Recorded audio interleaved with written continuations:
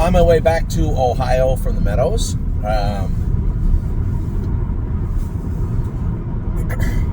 I guess it'd be fair to say not the day I thought we'd have. It wasn't a bad day. I hate when I get beat right at the wire.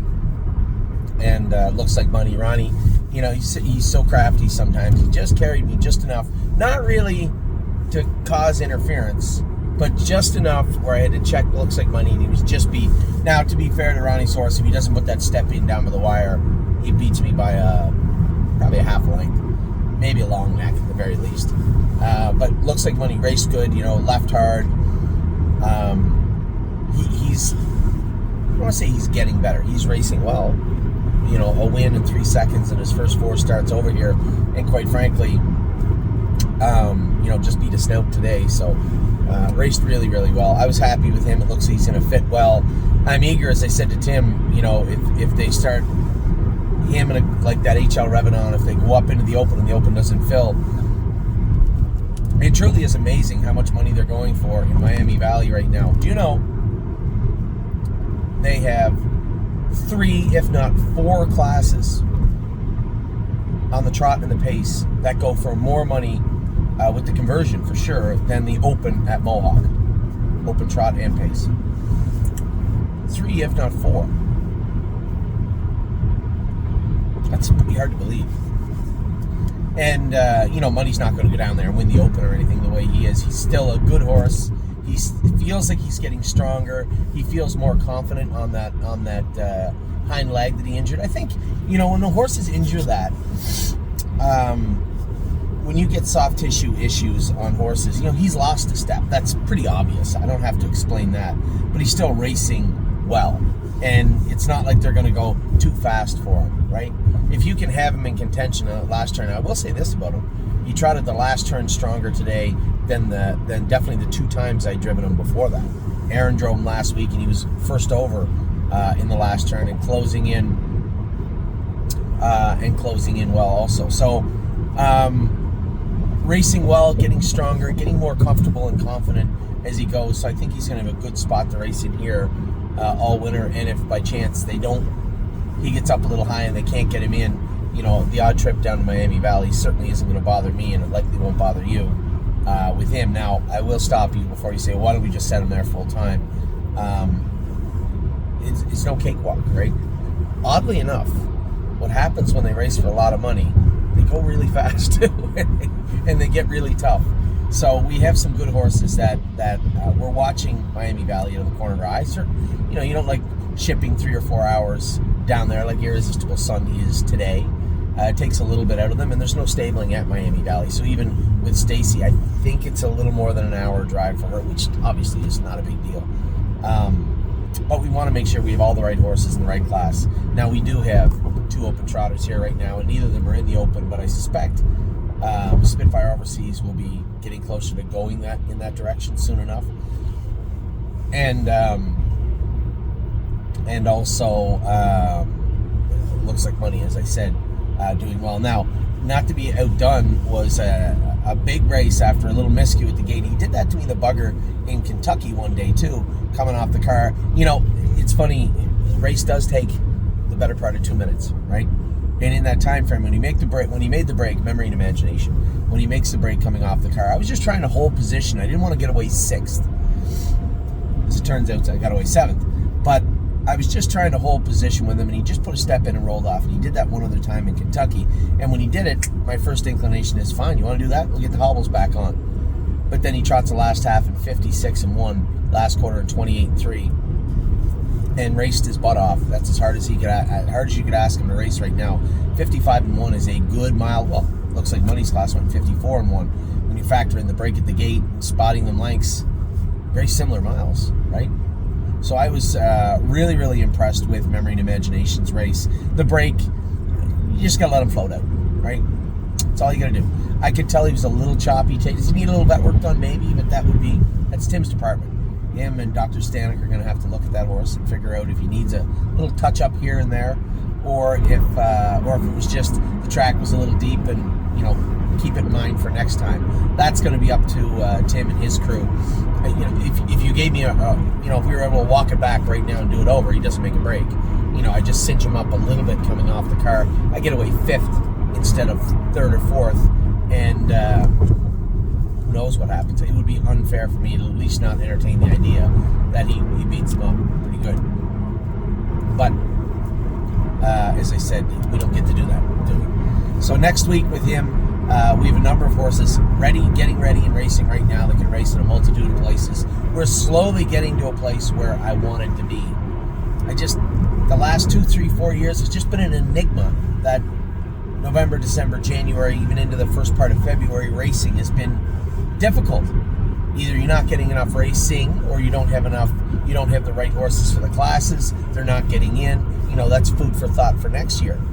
They start writing all these classes at Northfield. Maybe we need to have horses for those classes. This is at least 2 years in a row this has happened, where we've had a little bit of a difficulty getting our horses in, and then we end up selling them, right? Anyway, good start to the day. A little frustrating news. Amy had sent me a thing. I just sent the list out at Jason and Amy. What I'll do is I'll compile the sets for the babies and say, hey, because maybe I won't notice, right? Again, the forest for the trees applies to everywhere. And maybe a caretaker might have 3 horses in the same set, and Amy would be like, hey, come on. Can you not put one of the horses somewhere else? That stuff is lost on me sometimes. So I'll send the list out, a rough draft, to Jason and Amy, and just say, hey, any issues here? Did I miss something? Am I missing something? And Amy come back with, well, they just posted a thing saying there's a better than good chance that Friday the track will be closed. They're expecting snow on Thursday and using snow removal on Friday. Well, Friday's the only good day you can go. Thursday is tomorrow, and it's snowy. And, I was prepping horses today. I trained. Between Amy and I and the other guys, we trained maybe 10 babies today. Ones that I just thought had it a little softer than they should the last 2 weeks, right? There's some horses getting over the virus, some horses that, we just changed some shoes and changed equipment. Those are horses I wanted to go with. But the other ones, I can't train them tomorrow. I'll go back, hope that they open the track, because there's no one knows. It's a coin flip right now. I just asked the race secretary, I asked Dave, hey, what are the odds we're going to have the track open Friday? Geez, we're planning on videoing and training the horses. He said, won't know until Thursday snow comes. So you guys are in the same place I'm at. I have no idea whether we're going to be able to video and or train the babies on Friday. It wasn't just the babies we were looking to train on Friday. I was looking to train Rosetta and the race bike. I did not get to do that today. Eric had trained them all yesterday. So Rosetta was going in the race bike. I was going to train Grand Slam Dio today. She trained yesterday. So I didn't get a chance to go with those today, but I wanted to on Friday. So it's really thrown a wrinkle in everything. Then I was only in the 8th race. Tim messages me and said, hey, the gentleman wants you to drive his horse in the 12th on Friday. Is that okay? 8 to 12. I'm like, yeah, okay, fine. Comes out the sheet. I'm in race 1, 2, 4, 6, 8. I got like 7 drives, but now I went from having to leave at noon to leave at 20 after 10. So I went from having a wide open day and ending my day driving, time is on my side, to having this condensed, possibly not even an ability to train the babies on Friday, and this condensed morning, if we do, this condensed morning of trying to train everything, and then get to the meadows. It just is what it is. Anyway, enough about that. I'll let you guys know if we can video on Friday. I have no idea if it's a possibility. I'll ask if Steve, the video guy here, or at the Northfield, and if Curtis could at least be on standby, so that if we do get the A-OK to go, the track is going to be open, that we can get on the track at 8 o'clock. I need to be gone by 10:20. So that's a difficult thing in its own. You guys follow us. These aren't 20 minutes apart post parades, right? It's difficult to get done. But if we're on the track at 8 o'clock with the first set, I think we can get all 6 done. I have 6 slated. All 6 done by 10:20, hopefully. 10:20 puts me here at 12:20, which means 12:45 post time. They can put me in the first, and I'm not going to be here super early. Probably late.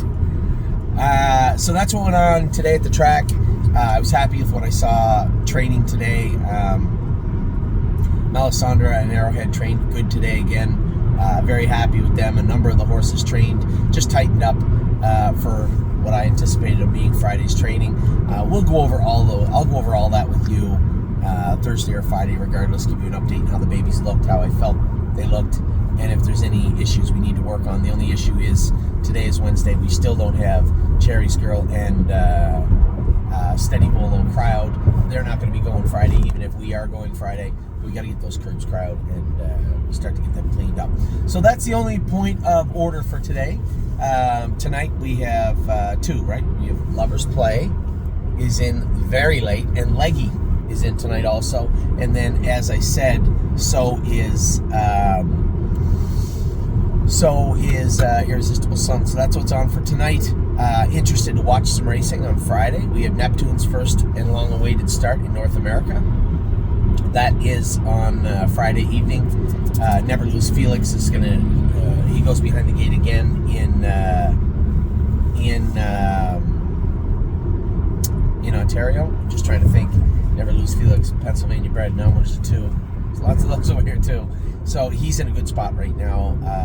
If by chance he struggles a little bit and we come to the conclusion that maybe, yes, he can trot 58 on a hard track, but in the winter, maybe he just can't do in the hours or two, there's a spot for him over here. But I don't think that's the case. I think Never Lose Felix is going to fit just fine at Mohawk right up until we give him we have the opportunity to give him a break. Him, Chevron's Bypass, who I thought qualified very well. She's in on Friday also. Monday, I am down to drive Drebin. That is my intention, I think. What do I got to lose? I have no more cards to lose. I've lost them all. So,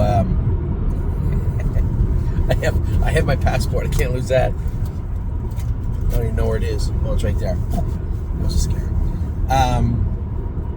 I'll probably sneak over there on Monday and drive Drebin. So anyway, we'll see. We'll see. Everything is up in the air right now. The training on Friday, the racing of Drebin on Monday, everything else that's going on. The only certainty is that I'm on my way back to Ohio right now for Leggy and Lovers Play tonight. Good luck to all my partners in Leggy and Lovers Play and Irresistible Sun and everybody else the rest of the week. We'll talk to you all very soon. Take care.